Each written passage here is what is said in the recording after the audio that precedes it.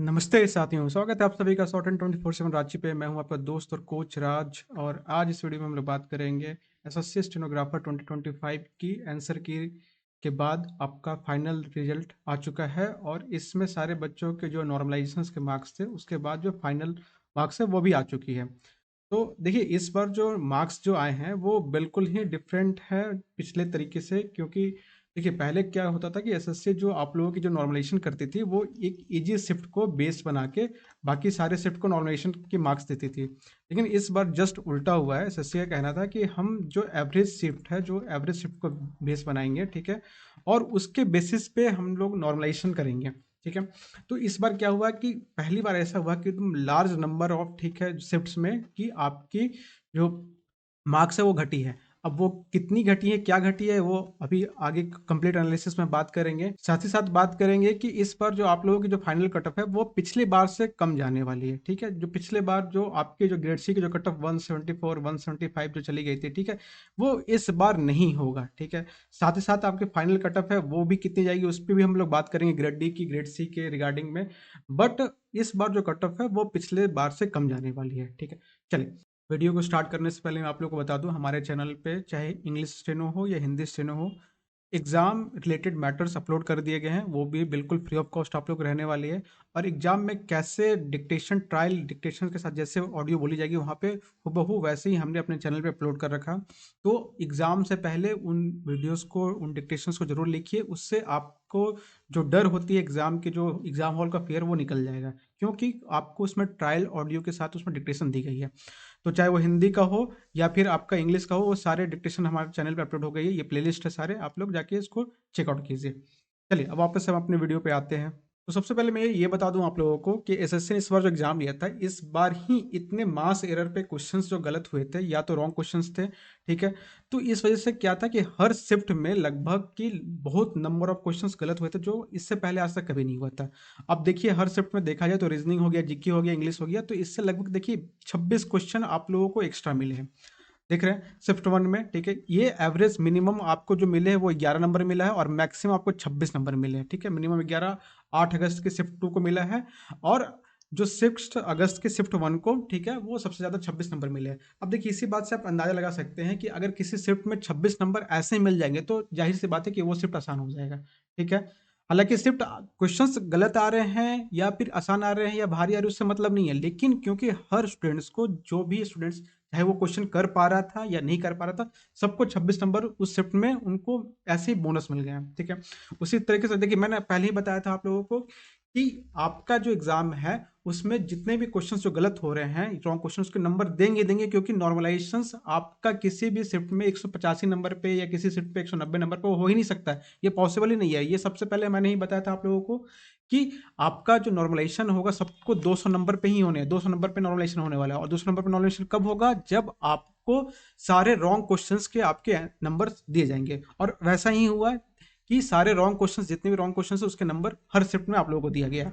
तो देख रहे हैं कि 26 कर नंबर्स किसी भी शिफ्ट में मिल जाए हर स्टूडेंट्स को, तो जाहिर सी बात है कि उस शिफ्ट की वो एवरेज नंबर को बढ़ा देगा। और नॉर्मलाइजेशन का फॉर्मूला भी एवरेज के ही तरीके से काम करता है।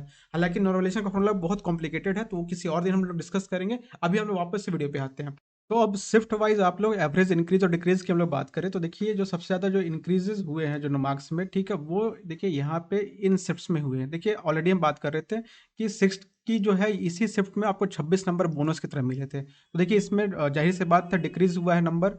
और देखिए इसमें हम बता दें आप लोगों को, देखिए बहुत ही क्या बोले, मतलब एक अलग ही तरीके से काम किया है इस बार नॉर्मलाइजेशन।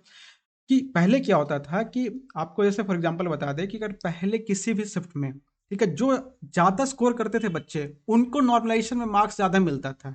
लेकिन आप इस बार यकीन नहीं मानिएगा, इस बार जस्ट उल्टा हुआ है कि किसी समय बच्चे ने 80 मार्क्स स्कोर किया है और सेम उसी शिफ्ट में किसी बच्चे ने अगर 140 मार्क्स स्कोर किया, तो आप विश्वास नहीं करिएगा कि इस शिफ्ट में पहली बार ऐसा हुआ कि जो 80 मार्क्स स्कोर किया है, अगर कोई टफ शिफ्ट है उनके हिसाब से, तो उन्होंने उस बच्चे को 7 नंबर दिया है, ठीक है। और यहाँ पे किसी बच्चे ने अगर 140 स्कोर किया तो इनके सिर्फ आधा मार्क्स इंक्रीज हुए हैं, इससे ज़्यादा इंक्रीज हुए ही नहीं है। तो ये पहली बार थोड़ा-सा क्योंकि नॉर्मलाइज़ेशन का फ़ॉर्मूला आपका चेंज हो गया, तो ये नया चीज़ जिस पर जो देखने को मिला था। ये आज से पहले नहीं होता था क्योंकि जो किसी शिफ्ट में किसी बच्चे के स्कोर अगर ज़्यादा होता था, तो उनको नॉर्मलाइज़ेशन में मार्क्स ज़्यादा मिलता था।